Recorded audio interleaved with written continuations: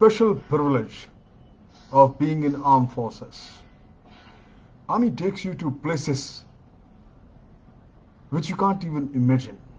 And if you have little bit of uh, enthusiasm and curiosity to know about life, with these places you get a wonderful opportunity to meet some lovely people, the greatest people who hold you in awe. It has been my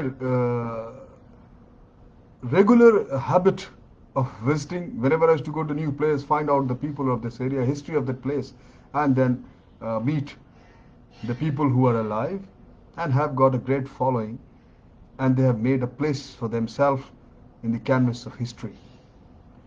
One such great incident I remember I'm going to share with you today is my meeting His Holiness the great Dalai Lama.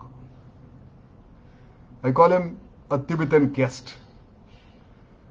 So one of my visit to a place called Dharamshala in Himachal Pradesh,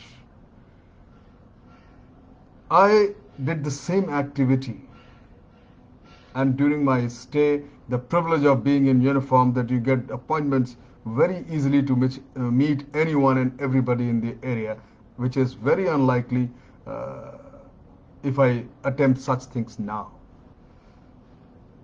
So there today I'm going to talk about my meeting with our Tibetan guest Dalai Lama. No, we took an appointment, and that generally they have the respect for the local authorities in Dharamshala, that they give the priority and they meet them.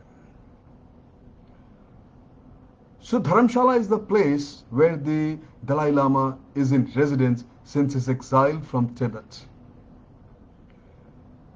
Dharamshala is located in the upper part of the actually mountain range known as the McLeodganj. It has become a Tibet in India. Once you go there, you find plenty of Tibetan schools, libraries, a medical institute even, a separate township for about 4,000 children, temples, and over 100 restaurants serving Tibetan exclusive food. There is one nation within a great nation, India. You tend to hear more Tibetan spoken than the local Pahari dialect of Kangra. Before I talk about my meeting with the great person, I'll give you a little background of the Dalai Lama so that we all on the same grade. Dalai Lama was one of the 16th children of a peasant family of eastern Tibet, of which only 7 survived their infancy. At the age of 2, he was picked up by the National Committee, which is charged with the duty of finding the incarnation of the 13th Dalai Lama, who died in 1933. One of the finest things in Tibet, or in Dalai Lama's Tibet, is that they do not have to be a son of some lineage or some emperor or king, or you should not have any political patronage to become the Dalai Lama. Because Tibetans do not separate politics from religion. They have a committee which they look for the certain attributes, and they believe in a continuity of the Dalai Lamas. 2 years later, he was brought to Lhasa and proclaimed His Holiness Tenzin Gyatso, the 14th Dalai Lama, the present one which we see now, and is the most popular figure worldwide. Tibetan Buddhism, I said, it does not since separate politics from religion. The 14th Dalai Lama in Tibet is secular and is spiritual monarch. So on an appointed time, when I went to meet him, I was given 1 hour. It's a hell of a lot of time. And since he was staying here, he travels a lot. So whenever he is there, he meets the local people. When you saw a lot of guests waiting in turn to meet him, foreigners also, they're coming in scheduled time, they go meet him, discuss, and far too many monks in saffron clad clothes roaming around in their daily ritualism. When I saw the Dalai Lama, I was awestruck. A tall, powerfully built man, weathered in smiles of welcome. I was presented a traditional silk scarf, which they do it with everybody. We shook hands and were escorted to our seats. I had my list of questions ready, which I ask everyone, every person who is great, and especially religious authorities. Sometimes my questions, people say it's silly, but these questions, they bother me. And my list of questions was same for with him. And these are very simple. How did life originate? Is there a God? If so, why is there so much injustice and weakness in the world? Are these rewards and punishment for good or evil deeds done in life? What is death? The destruction of body and mind, or only the body? Is there a life hereafter, or a rebirth after death? These are fixed questions in mind, which I find different answer in different religions, different scriptures, and from different enlightened ones. Some may agree, some do not. Some have total weird philosophies. On hearing me, you see, are there any a simple thing I asked Supreme God, or did Dalai Lama also accept the Darwin's theory of evolution? Not from divine, but natural causes. From amoeba to fish to land creatures, birds, mammals, monkeys, down to man. There is also the intermediate theory put forward by Hinduism, I say, and its offshoots, Jainism, Buddhism, Sikhism, of Rhoda, emerging from chaos by the intervention of divinity in the form of a creator, preserver, and destroyer. And you know very well the monolithic religion, Judeo-Christian religion, Judaism, Christianity, and Islam. They have got their own philosophy of creation of the world, and the God created the world in one say, kun fayakun, in 6 days, and he rested on 7th day. And all human beings, they come from Adams. Now, as a Buddhist, as well as a personality, I do not expect the theory of a divine creator of life, replied the Dalai Lama, very smilingly and very sincerely. The real creator is one's own mind. The universe and all its galaxies were created or happened at a certain period of time. He was not precise about the time or the causes which brought it about, but one's life evolved in its different manifestations. Their forms were determined by, he says, by karmas, deeds.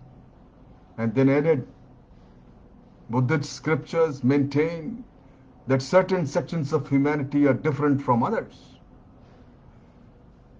He explains that in Tibetan mythology, there is a story that the Tibetan race came into being through the mating of a monkey and an ethereal being. You can see an element of Darwinism in this legend, which ascribed the evolution of a race from an earthly earth and a celestial being. The Dalai Lama also accepted the possibility of virgin birth. In my generation, and even earlier, there were instances of women who had not been near a man conceiving. Conception was preceded by strange dreams. The offspring of such virgin births were extremely powerful and mentally advanced beings. Dalai Lama repeated that he did not accept the notion of a creator God. He says, life came into being through a mysterious and subtle energy. Some people were more evolved than others. The great majority evolved as Darwin is spelt out in this theory of evolution. I smiled.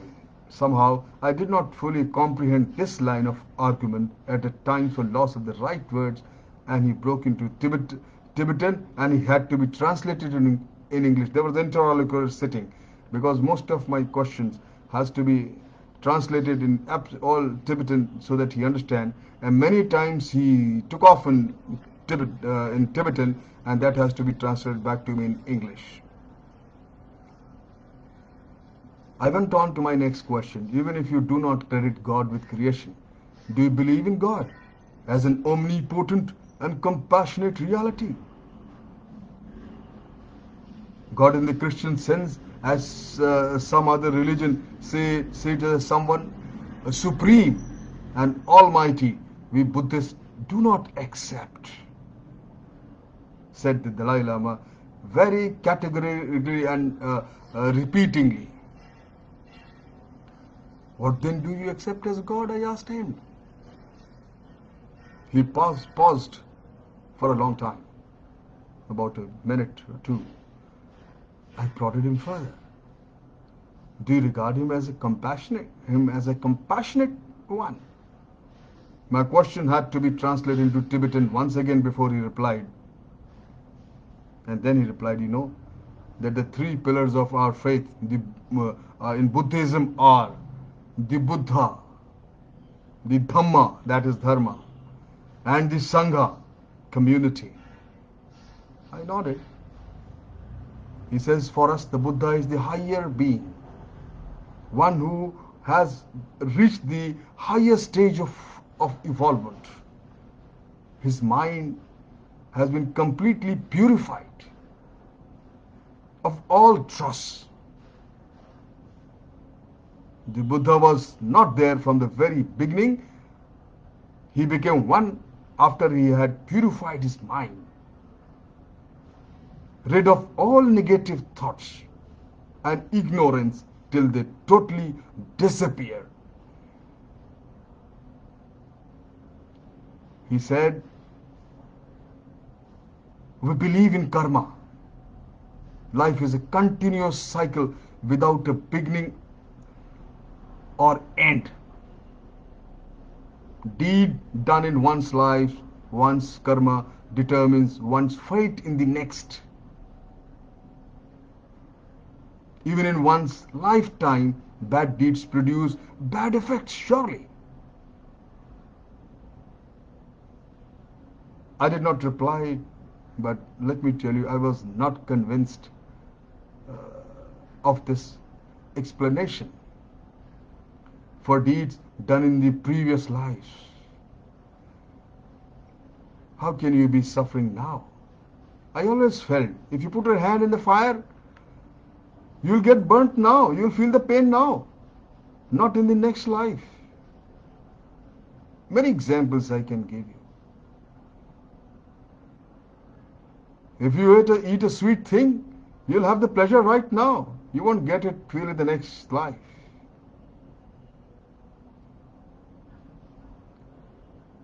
He said there is an individual karma. I asked him in my next question, does your Holiness believe that the entire Tibetan people are being punished for deeds done in their previous lives? He said, yes. There is an individual karma and there is a common karma. We are suffering because of both types of karma. I did not buy this explanation because simply, to me, to my logical mind, this is unscientific. It does not qualify the test of reasoning and scientific parameters. I went to my next question. I asked, okay, why did there is an endless, why the people, weak people, the always triumphs over goodness. Good people suffer and the bad people, they flourish. He again had to justify with his karma philosophy. Anyway, my time was up. We took our leave after almost an hour's talk. But let me tell you, my friend, I was exhilarated by being with him.